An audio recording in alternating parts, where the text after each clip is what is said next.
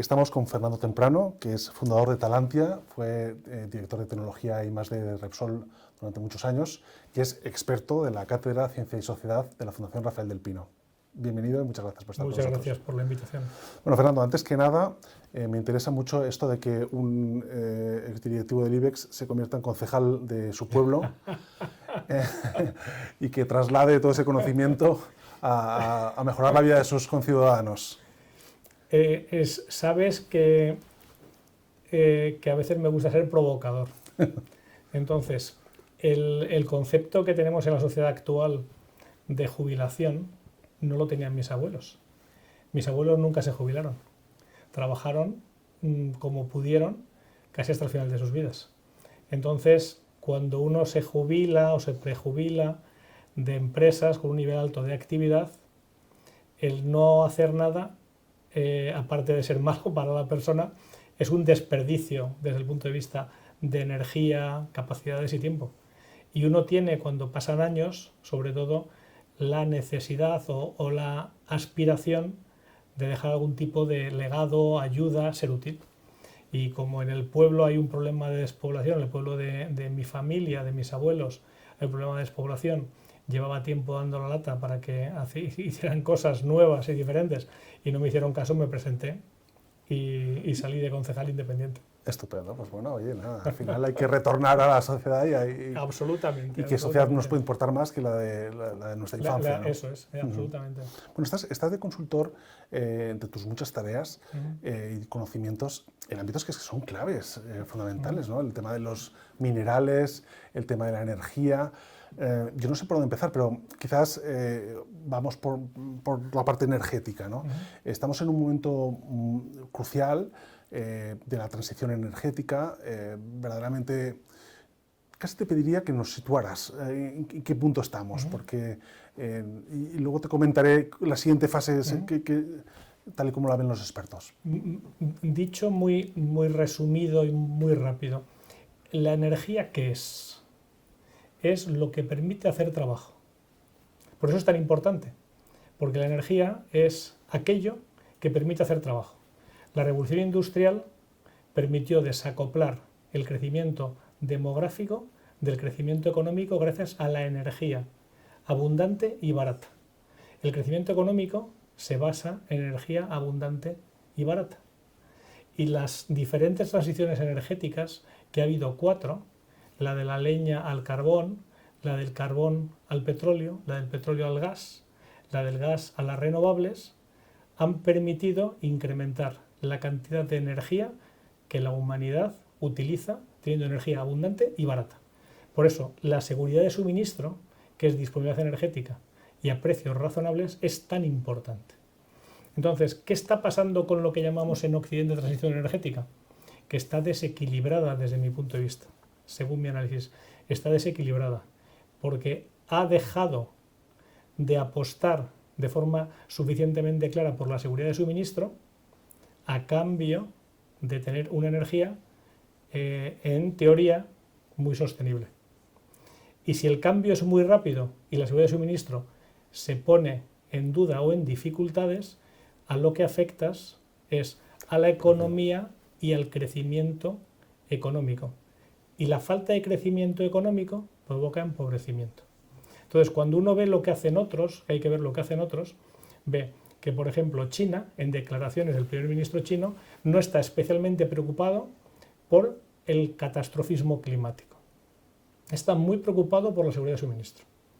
Y cuando dices China está apostando por tener mucha energía, la gente dice, no, pero si China es muy sostenible, es el que más energía renovable instala en el mundo. Y es cierto, es el que más energía renovable instaló en el año 2022. El 55% de las inversiones mundiales en renovables fueron en China.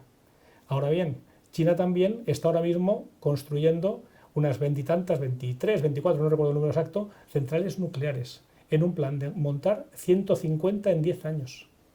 Va a ser el primer productor de energía eléctrica nuclear dentro de 10 años, teniendo el doble de centrales nucleares que Estados Unidos, cuando ahora tiene la mitad. Y después, además, está ahora mismo construyendo 100 y pico centrales térmicas de carbón. en un plan de 300. ¿Qué está haciendo China? Está apostando por tener seguridad de suministro. Eso recuerdo el CEO de Saudi Aramco, que decía en Suiza, hace unos meses, decía la transición energética está llevándosela como una ola del mar a un castillo de arena, ¿no? Porque él pensaba que se había hecho demasiado drástica la ruptura con las fuentes de fósiles, ¿no? de suministro fósil, y no se había diseñado bien la transición energética en Occidente, ¿no? Lo que hoy se celebra aquí, el evento de presentación del INTEC 2023, es un evento importante, porque la ciencia basada en datos sostenida, sostenible y discutida es lo que nos puede dar luz con respecto a cómo actuar. Cuando no hay ciencia, sino pseudociencia, lo que se impone es el pensamiento mágico. ¿Qué significa eso? Que cuando creemos que podemos de forma mágica cambiar un modelo energético a otro, una transición energética rápida, por real decreto o por decreto, si no se hace bien, puedes encontrarte con lo que le ha pasado a Europa, que decía en sus principios de la transición energética que el primer principio era la seguridad de suministro. Si se olvida de eso, puede no tener energía ni siquiera para producir, y no para crecer ni para sobrevivir. Es el riesgo. Del espectro de tecnologías que hay ahora mismo en desarrollo, que son muchas en el ámbito energético, verdaderamente, por supuesto en el ámbito de las baterías, la carrera tecnológica es espectacular. ¿Cuáles son las que más te interesan, las que deberían ser más estratégicas? Todas. Europa empieza con la transición energética en el mundo como estrategia. Apuesta por un conjunto de tecnologías energéticas como la fotovoltaica, como la eólica, como el almacenamiento en baterías, y apuesta, y es duro decirlo, sobre todo de boquilla, porque el que se ha llevado al final en esta competencia que ocurre siempre en las tecnologías, el gato al agua, ha sido China. China ahora mismo es el principal productor de paneles fotovoltaicos del mundo, produce el 90 y tantos %. Es el principal productor de baterías de litio del mundo, produce el 75%, pero tiene el control de casi el 80% del refino del litio del mundo. Entonces han hecho los deberes, han apostado por las tecnologías y sobre todo Europa se ha quedado atrás. La pregunta es, ¿qué tenemos que hacer para recuperarnos? Una pregunta clave. ¿Podemos en las tecnologías actuales competir o ya llegamos tarde? ¿Tenemos que tratar de pelear en donde ya nos han ganado o tenemos que tratar con la ciencia de dar un salto tecnológico apostando a riesgo para poder tener alguna opción? Esa es la clave de lo que Europa tiene que decidir. Sí, parece que en temas de baterías sí que estamos intentándolo, pero bueno, el ecosistema tiene que comprender que efectivamente que hay que invertir, que es más, que teniendo la posibilidad de comprar producto barato de China, a ver a quién incentivas para que invierta, ¿no? Hay que invertir en ciencia y hay que invertir industrialmente. Esas son las dos claves. No vale solo hacer una apuesta por la ciencia, que Europa en concreto, la apuesta que ha hecho ha sido siempre más limitada que la China. Por ejemplo, China cambia su estrategia en automoción en el año 2013. Tiene un episodio muy grande de contaminación local en el norte de China en torno al mes de febrero. En el mes de septiembre ya tiene la ley de calidad del aire China, decide cómo tiene que hacerlo y dota un fondo de 10.000 millones de dólares para inversión pública y privada en baterías. Es una apuesta fuerte. Es una apuesta fuerte. Y esa apuesta fuerte después se traduce además en invertir en fabricación y en captar el refino del litio, que es un elemento clave para poder tener baterías.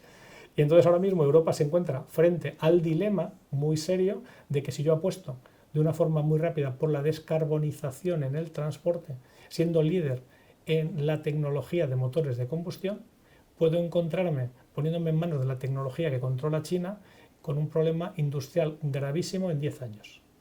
Porque la industria de automoción europea ahora mismo es el 10% del PIB de Europa. 18,5 millones de empleos directos en automoción. Bueno, es el único sector en el que en inversión en I+D todavía Europa lidera. Europa ha tenido nivel, efectivamente. Veremos ahí, comentas el tema del crecimiento del refino del litio, en el caso del uranio es Rusia, es decir, que estamos en una situación de dependencia. Absolutamente. Y tremenda. fíjate que yo en mis trabajos lo que he descubierto, lo que me ha llamado la atención es que no hay que tener solo la materia prima, tienes que tener también las tecnologías de refino. Es clave, China ¿verdad? no tiene todas las materias primas, por ejemplo, tierras raras es el principal productor del mundo. Lo que se ha conseguido es, como la geología es caprichosa, la materia prima está donde está, ellos han apostado por el refino. Cuando tú tienes el refino, tienes el valor añadido y su aplicación industrial.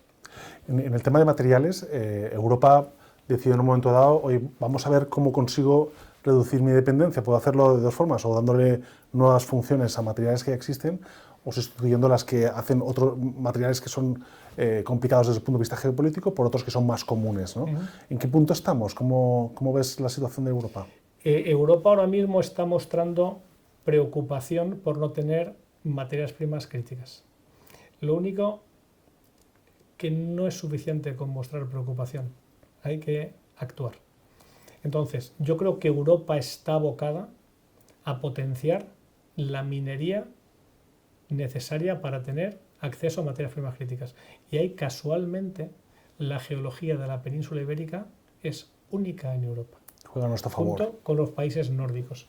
Entonces, el rechazo político-social a la explotación minera, intuyo que va a cambiar de una forma drástica en los próximos años, por absoluta necesidad.